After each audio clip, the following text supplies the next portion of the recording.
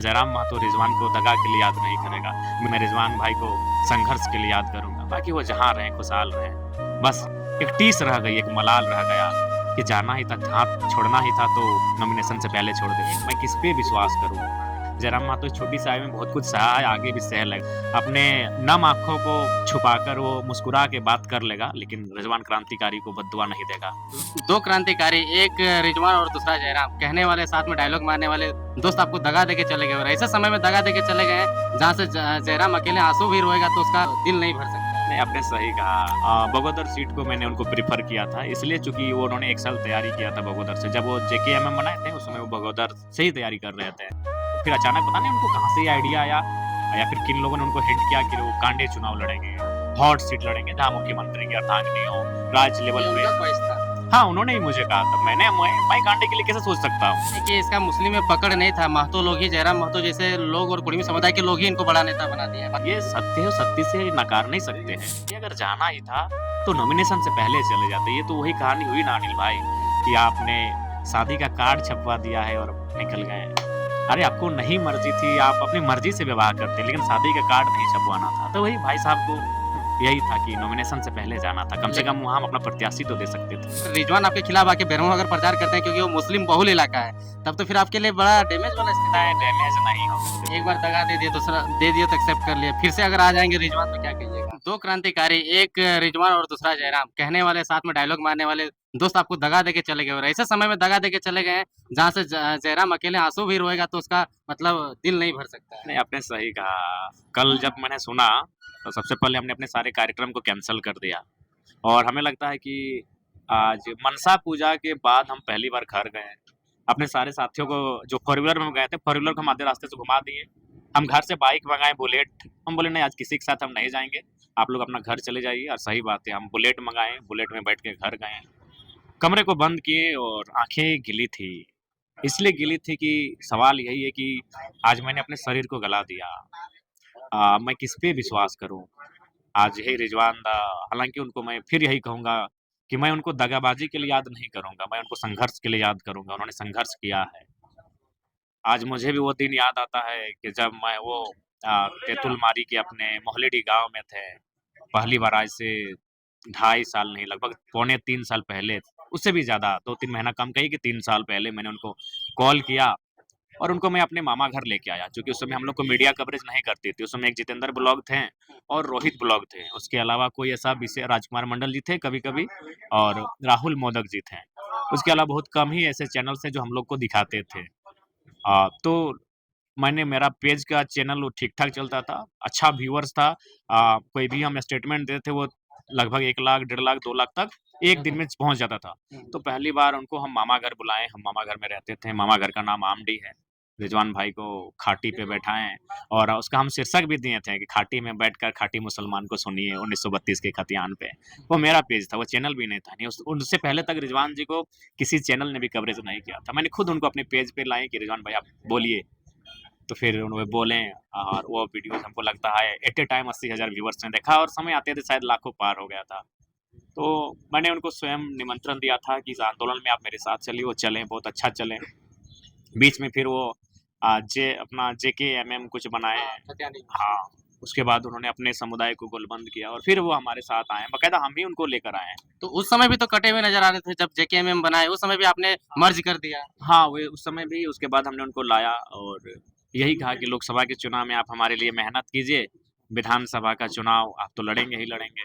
और बाकायदा विधानसभा का चुनाव उन्होंने बगोदर सीट को मैंने उनको प्रेफ़र किया था, इसलिए चूँकि वो उन्होंने 1 साल तैयारी किया था बगोदर से। जब वो जेकेएमएम बनाए थे, उस समय वो बगोदर से ही तैयारी कर रहे थे। तो फिर हम बोले वो बेहतर सीट है, वहाँ समीकरण भी बहुत सुंदर फिट-विट रहा है। तो मैं बोला उन्हों फिर अचानक पता नहीं उनको कहाँ से ये आइडिया आया या फिर किन लोगों ने उनको हिंट किया कि वो कांडे चुनाव लड़ेंगे, हॉट सीट लड़ेंगे, जहाँ मुख्यमंत्री की अर्धांगिनी हो, राज्य लेवल ये पे। उनका ख्वाहिश था। हाँ, उन्होंने ही मुझे कहा था। मैं कांडे के लिए कैसे सोच सकता हूँ? उनका घर बगोदर। हाँ, उनका घर मेरे ही विधानसभा टुंडी है। टुंडी में पड़ता है लेकिन लेकिन बगोदर हाँ, में तैयारी कर बगोदर रहे में तैयारी किए थे, साल भर किए थे तैयारी और अच्छा तैयारी किए थे। थे। तो मैं गिरिडीह तक हार्डली गया था, क्योंकि गिरिडीह मेरे असेंबली सॉरी कॉन्स्टिट्यूएंसी में आता है। तो मैंने गिरिडीह लोकसभा में गिरिडीह विधानसभा उनको कहा था, क्योंकि वहाँ उनके समुदाय की आबादी भी 60,000 से ज़्यादा है, हमारे समुदाय भी कुछ ठीक-ठाक है रिटर्न में। तो मैंने उनको गिरिडीह तक प्रेफ़र किया था कि आप तो बड़े नेता हैं, आप चयन कीजिए। और मैंने उनको गिरिडीह, बगोदर, कहा नहीं मेरे दिमाग में नहीं था। तो फिर वो बोले नहीं हम गांडे से लड़ेंगे। तो फिर डिस्कस हुआ, तो हाँ, एक मजाक-मजाक में ये हुआ कि अब तो कुछ लोगों ने कहा कि अब तो हम तोर से बड़ो नेता। चुनाव भर तो नेता रहो। कहले कैसे? ना तोय लड़ रहले मंत्री जी से, हम मुख्यमंत्री के अर्धांगिनी से। हुँ। तो हम बोले ठीक है आप लड़िए। तो फिर वो वहाँ गए। उसके बाद जो भी था बस इतना ही कहेंगे, जहाँ भी रहो दोस्त खुशहाल रहना, सलामत रहना, अच्छे से रहना। और हाँ, यही अगर आपको जाना ही था तो नॉमिनेशन से पहले जाना था।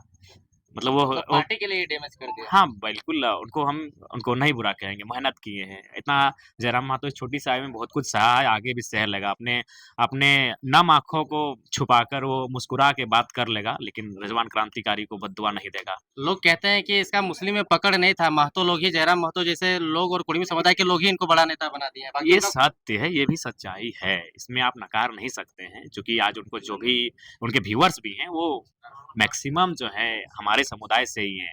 उन्होंने जिन मंचों पे संबोधन किया है, वो हमारे समुदाय की भीड़ थी। ये सत्य है, सत्य से नकार नहीं सकते हैं, लेकिन अंततः यही कहेंगे अगर जाना ही था, तो नॉमिनेशन से पहले चले जाते। ये तो वही कहानी हुई ना अनिल भाई, कि आपने शादी का कार्ड छपवा दिया है और निकल गए।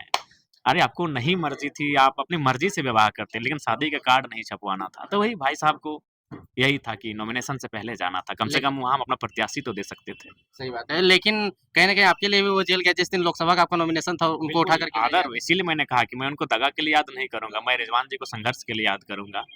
हालाँकि मेरे समर्थक, उनके समुदाय के ही कुछ लोग उन्हें दगा के लिए याद कर सकते हैं, लेकिन जयराम महतो रिजवान को दगा के लिए याद नहीं करेगा। मीडिया मुझे हज़ार बार अगर सवाल करेगी तो मैं हज़ार बार यही कहूँगा कि मैं रिजवान भाई को संघर्ष के लिए याद करूँगा। बाकी वो जहाँ रहें, खुशहाल रहें। बस यही एक मने एक टीस रह गई, एक मलाल रह गया कि जाना ही था, हाथ छोड़ना ही था तो नॉमिनेशन से पहले छोड़ देते। एक बार दगा दे दिए, दूसरा दे दिए तो एक्सेप्ट कर लिया, फिर से अगर आ जाएँगे रिजवान तो क्या कहिएगा? देखिए, अब सोचा जाएगा। हम लोग बहुत भावुक इंसान हैं, बहुत कोमल हृदय के इंसान हैं और कभी अगर हम लोग इतने जालसाज़ी नहीं हैं। हम लोग हमें वो एक ऐसा केंद्र अध्यक्ष हैं जो आप पूछिए, हमारा मोबाइल का पासवर्ड हमारा एक पंचायत का सदस्य को मालूम है कि हमारे केंद्र अध्यक्ष जी के मोबाइल का पासवर्ड क्या है। बहुत सारी सीटों पे आपके कैंडिडेट जो दिए थे उसका रिजेक्शन लिस्ट जारी हो गया है।